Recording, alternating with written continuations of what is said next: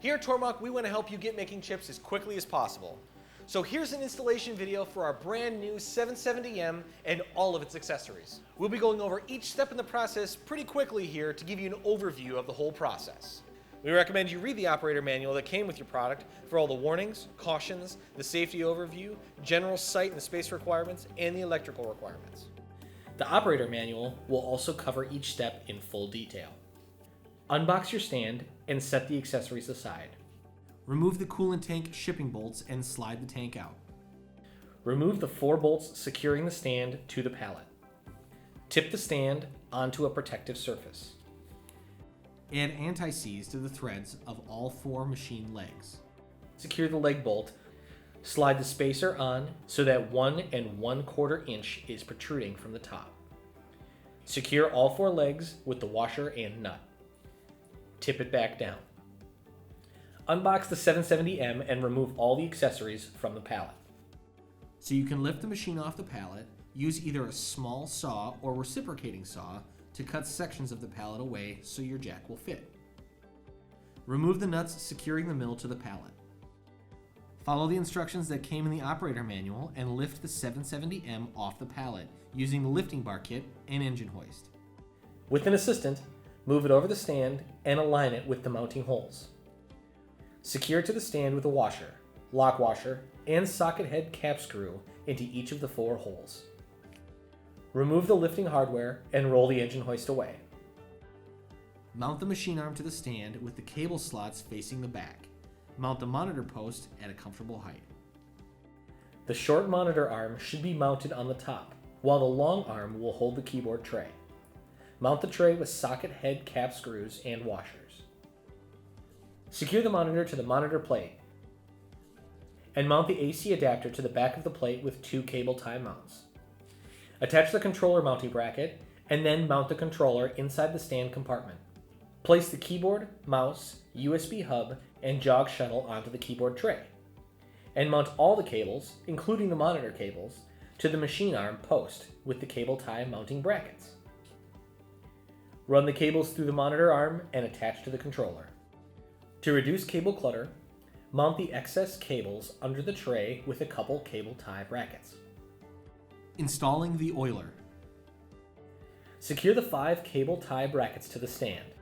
If you have a manual oiler, attach it to the mounting holes and secure the oil line. Then attach the oil line to the brackets. Fill the oiler and pump oil into the lines. Lift the flexible conduit near the column to view if there is oil in the line. If you have the automatic oiler, mount it to the stand and attach the oil line. Secure the 5 cable tie brackets to the stand. Connect the power cable to the accessory power input. Add oil to the automatic oiler and secure the cap. Powering on the 770M and verifying operation. Verify the electrical service meets the required 115 volts VAC and 15 amperes. Plug the 770M into the wall outlet. Read the danger tag on the main disconnect, then cut it off and discard. Attach the controller communications cable to the back of the mill and connect to the controller. Turn the main disconnect to on. The mill oiler will power on. Refer to the operator manual for the appropriate duration interval. The controller will power on, and once PathPilot is loaded, turn the e-stop button clockwise to release. Press the reset button, and then click reset on the PathPilot screen. Click on the status tab and check for the Machine OK LED. You can then raise the spindle up in Z using the page up key to release the shipping block. Open the spindle cover, making sure it seats in the hinge latch. Then, check that the belt is in low belt. Close the spindle door and secure the latch. If you don't, the spindle won't start. The spindle range button should also be in the low position. In the RPM input box, type in 500, press enter, and click the forward button. The spindle will begin rotating at 500 RPMs. Click on stop, and then increase the RPM to 1000. Press enter, and click the forward button. The spindle will begin rotating at 1000 RPMs. Click on stop. Next, we check the X, Y, and Z limit switches by pressing on each. In the status page, the LEDs will light up as each is pressed. Reference each axis on the PathPilot screen by clicking on each, one at a time. Check the axis control on both the keyboard and the jog shuttle. You can change the date and time on the controller by typing in admin date in the MDI line and pressing enter. A dialog box will open where you can set the current date and time as well as the location. Once it is set, you can click on the PathPilot icon to reveal the time. If you have a touchscreen, you can calibrate it by typing in admin touchscreen. Touch each of the 4 points to complete. The keyboard layout can be adjusted by typing in admin keyboard. The dialog box will give you language, layout, and accessibility options. Installing the power drawbar. Before installing the power drawbar, lower the spindle head to about 6 inches or 15 centimeters off the table. Power off the machine by pushing in the e-stop, clicking exit on PathPilot, and turning the main disconnect to off. Brand new machines do not ship with drawbars installed. With the 5mm hex wrench, remove the spindle lock arm, the spindle lock base, and then the spindle door lock arm. Clean off the surfaces.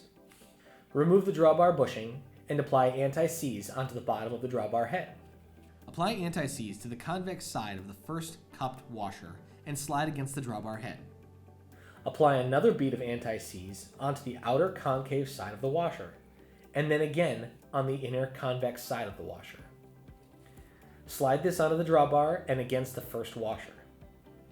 Continue this process with all 8 washers until they are stacked in 4 sets of opposing pairs. Apply anti-seize onto the top of the drawbar bushing and slide onto the drawbar. Apply anti-seize onto the outer taper of the TTS collet, and then the threads of the drawbar. Reinstall the drawbar and collet.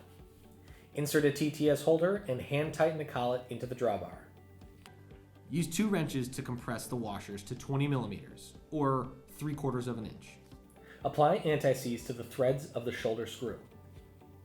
Place the power drawbar onto the mounting surface. Secure the shoulder screw with a 5mm wrench. Install the quick release pin into the mount plate. Install the power drawbar button. Install the filter regulator lubricator on the rear of the machine stand. Refer to the operator manual for installation details. If you are planning on installing the automatic tool changer, do not install the power drawbar button. Remove the cover of the button box assembly. Remove the shipping screws from the side of the mill head. Slide the standoffs between the button box assembly and the drawbar button. Hold them in place with the socket head cap screws. And then secure the assembly to the mill head. Seat the white retract line into the left drawbar button port. Seat the other end into the bottom elbow. Seat the red extend air line into the right button port. And seat the other end into the top extend T-fitting. Run the long air supply through the access hole and seat one end into the bottom elbow. Run the other end through the energy chain and out the back. Attach to your air supply. Reinstall the cover. Adjust the drawbar tension. The drawbar washers should be as tight as possible while still allowing for the tool to be released. Tighten the washers in quarter turns and press the release button until the TTS tool no longer releases. Loosen until the TTS tool is released. This is the best possible drawbar tension. Adjust the initial setup. There needs to be enough clearance between the drawbar and the drawbar cylinder for correct operation.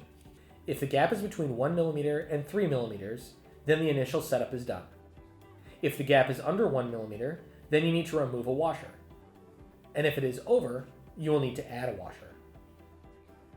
To either remove or add a washer, disconnect the air supply, remove the cylinder bolt, and add a washer to the end of the drawbar assembly. Pivot the drawbar back into place and double check the gap. Installing the coolant pump. The coolant pump is dual voltage.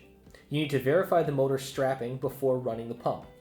The pump label has a diagram with the correct jumper configuration. Remove the access cover and check the jumper configuration. This pump is set up for 220 service. Remove the nuts securing the jumpers. 2 jumpers are included. Align them for 120 service and resecure the nuts. Flip the pump over Add Teflon tape to the threads of the included elbow fitting and secure with a wrench. Place the coolant pump into the coolant tank and secure with the included screws. On the rear of the machine stand, remove the coolant hose bracket. Then attach the coolant pump Y fitting with a washer on both sides of the plate. Then attach to the plate with socket head cap screws and nuts. Route the coiled coolant hose through the access hole and seat the hose to one connection and the plug to the other. Secure the bracket with the screws removed earlier. Cut off a 3-inch piece of coolant hose, seat into the included elbow, and then seat into the Y fitting. Attach one end of the regular coolant hose to the elbow and run the other end up through the energy chain. The coolant ring ships with 2 nuts. Remove those and discard. Attach to the underside of the spindle head with the included socket head cap screws. Run the rest of the coolant hose through the access hole on the spindle head and seat it into the coolant ring elbow. From underneath the stand, take the coiled coolant hose and seat it into the coolant pump elbow. Slide the coolant tank into the stand. Route the power cord out the back of the access hole. Plug the coolant pump into the back of the stand. Installing the automatic tool changer. If you have the power drawbar button installed, you will need to remove it first. Disconnect the shop air supply from the machine. Remove the cover and disconnect all the air lines from the power drawbar button. Then, remove the power drawbar's socket head cap screws. Remove the 4 shipping screws from the mill column. The tilting standoff is installed in the top left location and the fixed standoffs in the 3 other locations. Hand tighten in this order and then secure with the adjustable wrench. Slide the tilting standoff onto the threaded stud. Place the mounting bracket onto the threaded studs. Then place the large notched washer onto the tilting standoff. Make sure the top right standoff is centered within the ATC mounting bracket. Once it is centered, place tape on the standoff and bracket, then draw a line on them to help with the alignment later. Loosely secure the other washers and flange nuts on the other 3 standoffs. Unbox the ATC. Have an assistant help you place the ATC onto the mounting bracket, being careful to align the locating pin. Thread in the washers and socket head cap screws. These can be finger tight. Installing the air cylinder.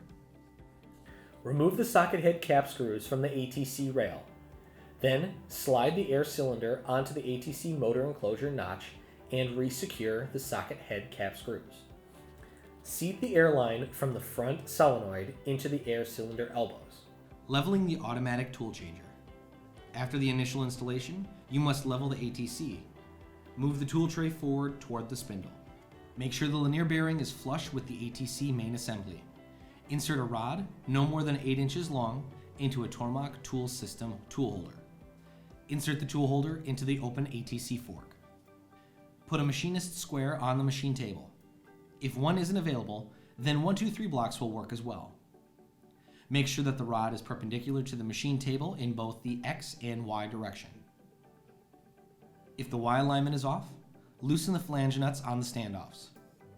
Use the large adjustable wrench to turn the tilt standoff until the rod is perpendicular to the machine table.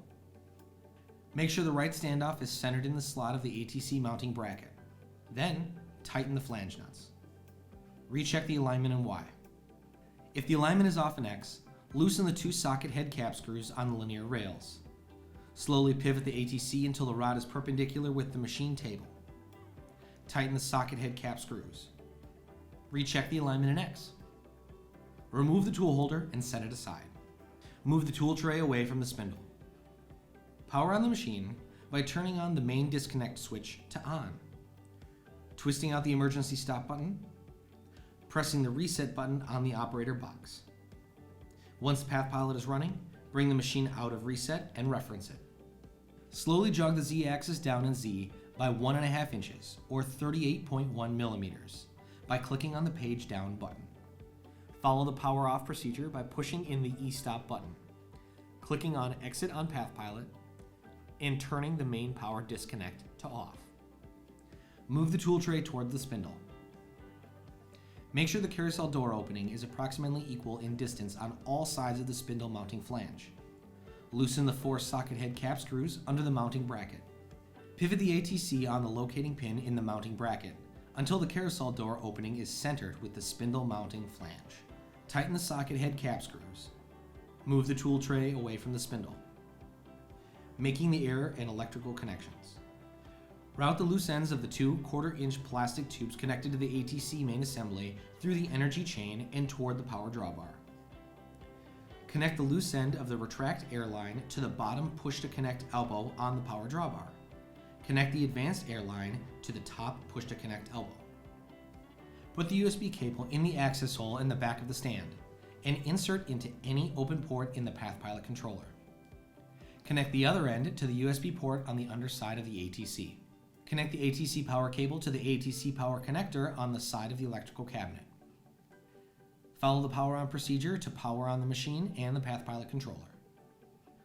On the PathPilot settings tab, select the ATC radio button. The ATC tab will appear on the PathPilot interface. Adjusting the tool tray load position. Make sure there is no tool in the spindle.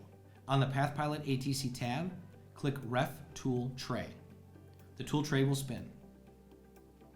Click Go to Tray Load Position. The tool tray will move forward. Insert the tool holder with the rod into the fork. Slowly jog the Z-axis down to bring the spindle nose toward the tool in the tool tray. Make sure the tool's shank is aligned concentrically with the collet in the spindle. If it isn't, in the ATC tab, click -- to step the tool tray counterclockwise. Click ++ to step the tool tray clockwise, adjusting the alignment in the X direction. Determine if the tray must move left or right. Use 2 wrenches to loosen the jam nut on the end of the cylinder rod. If the tool tray needs to move to the left or right, rotate the rod end a half turn in either direction. Tighten the jam nut. Validating the ATC alignment. From the PathPilot ATC tab, click on Go to Tray Load Position. Slowly jog the Z-axis down over the tool shank. Make sure the tool shank moves freely into the collet. If it doesn't, go back and repeat the adjustment of the tool tray position. If it does move freely into the collet, then you can set the tool change height. Setting the tool change height. Slowly jog the Z-axis down over the tool shank. Stop jogging when the spindle nose makes contact with the tool holder. On the ATC tab, click the TC POS button. The tool change position is set. Adjustment for rotational play. There is a small amount of rotational play built into the ATC carousel. On the ATC tab, click Tray Forward to rotate the tray clockwise 1 full tool slot. Then click Reverse to rotate the tray counterclockwise 1 full tool slot. Make sure the tool shank is in line with the collet. If it isn't lined up, then go back and repeat the adjustment of the tool tray load position. If it is in line with the collet, then you have completed the alignment of the ATC. Install the A-axis motor driver. Complete details on the installation of the 4th axis are in the operator manual. You will need to install the A-axis driver before installing the 4th axis. The dip switches on the motor driver need to be set according to your rotary table. Follow the instructions in the operator manual. To install the A-axis driver, you will first need to remove the capacitor to access the driver area. Follow the power off procedure by pushing in the E-stop button, clicking on Exit on PathPilot, and turning the main power disconnect to off. This capacitor automatically discharges electricity after the power has been removed from the mill. Wait until the LED lights on the DC bus board have dimmed before working on the capacitor. For further safety, place a lock on the main disconnect switch to prevent the 770M from accidentally powering on. Loosen the screws on the capacitor bracket. You will need a short number 2 screwdriver to loosen the bracket screws. Pull the capacitor out of the bracket and move it out of the way while you install the driver. Remove the right trough cover and remove the power connector. Replace the cover, then remove the top trough cover. Remove the ribbon cable that is labeled 423.4. Replace the trough cover. Install the lower driver screw loosely. Then slide the driver into place and rest on the screw. Align with the top screw hole and tighten the bottom screw. Install the top screw. Attach the power connector and the ribbon cable. Reinstall the capacitor. Remove the trough cover above the DC bus board and remove wire 241 and wire 240. The DC bus board has a notch that allows access to the A+ and A- terminals. Wire 241, which is brown, goes on the A+ terminal, and wire 240, which is blue, goes on the A- terminal. Replace the covers to the wire trough. Follow the instructions in the manual to validate the installation of the fourth axis. Installing the chip pans. Apply butyl tape to the top edges of the machine stand and remove the butyl paper. Put the right chip pan into place and loosely secure with the included M6 button head flange screws. Apply butyl tape to the center flange. Put the left chip pan into place and loosely secure the bottom head flange screws, including on the center flange. Once all the flange screws are installed, go around and secure them tightly. If you are not installing the enclosure, you can now install the stainless steel wear guard along the front two chip pans. Installation of the backsplash. If you are installing the backsplash, start by attaching the rear panel loosely. Then attach the left panel. Once all the screws are threaded, tighten all of them securely. On the table, remove the 4 set screws, and then thread in the 4 socket head cap screws. Attach the 2 side panels to the table, and then attach the connecting plate. Slide the polycarbonate guard into place and attach the handles. Installing the enclosure. Unbox the enclosure crate, and remove the shipping wrap on each item. If you are installing the enclosure instead of the backsplash, you will need to start with the backsplash and stainless steel guard removed. Attach the column splice panel to the machine column with M5 screws. Loosely secure the left rear panel to the column splice panel and M6 screws to the chip pan. Attach the left side panel to the chip pan and the rear panel with the M6 screws. Push a strip of rubber trim around the edge of the window. Attach the 3 left side window retainers very loosely with the M5 screws. The side windows will be installed later in the video. Attach the left front panel to the chip pan and side panel. Attach the right splice panel to the electrical cabinet. Attach the right side panel and then the right rear panel. Attach the right side window retainers very loosely. Attach the right front panel. Place the top left panel on the enclosure and secure. Then, place the top right panel on the enclosure and secure. Align the 2 center brackets with each other and secure. Install the upper front panel with 8 screws. Install the lower front panel with 4 screws on the sides and 4 more along the chip pan. 4 linear rails are included with the kit. To assemble, slide on a bumper, followed by a rail mount. Secure this mount loosely with a hex wrench. Then slide on the 2 linear bearings, followed by the second bumper, and then the second mount, which is secured loosely. Make sure both mount screws are facing the same direction. The shorter linear rails are installed on the right side. Install the right linear rails into each location by attaching the screws through the front panels. Make sure both mount screws are visible for maintenance, and the linear bearing attachment mounts are facing into the machine. Tighten the mounts securely. Repeat this for the other rails. Remove the window tape on each window. Slide the rubber strip around each window. Loosely install 2 of the window retainers and slide the window underneath. Lightly snug the screws. Install the 2 other retainers. Working on a table surface is helpful. Flip the door over to attach the last screw through the door handle. Electrical tape is helpful to retain the screw as you slide it through the hole. Repeat these steps with the other door. The thinner door is installed on the right side.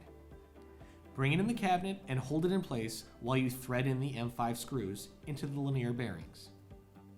Continue until the door is secured to all 4 bearings. Repeat on the other door. Then attach the door stop on either side of each door. Attach the door handles to the doors with M8 screws and washers. Install the door latches on either side. Verify the floodlight's ground connection by using a multimeter to check the resistance between the floodlight's power connector ground pin and the floodlight's bracket bolt. The resistance should measure below 5 ohms. If the resistance is above this value, do not install the light and contact Tormach technical support for a replacement. Repeat the ground connection verification for the second floodlight. Secure the LED lights to the top of the enclosure with the floodlight retainers. Do this for both sides. Attach the floodlight power cords to the back. Attach the stainless steel guard in front of the door. Attach the door switch plate if you are not installing the enclosure door switch. Do this for both sides. Slide the enclosure windows into place, and then secure the window retainers. Write the date of the installation on the window tag. Install the rear chip panel cover. Install the rear access panel with an M5 screw at the inside top hole. Secure the panel into place with the remaining M5 screws. So that's it. Check out all of our latest videos here, and for more metalworking tips, tricks, and stories, subscribe to our YouTube channel.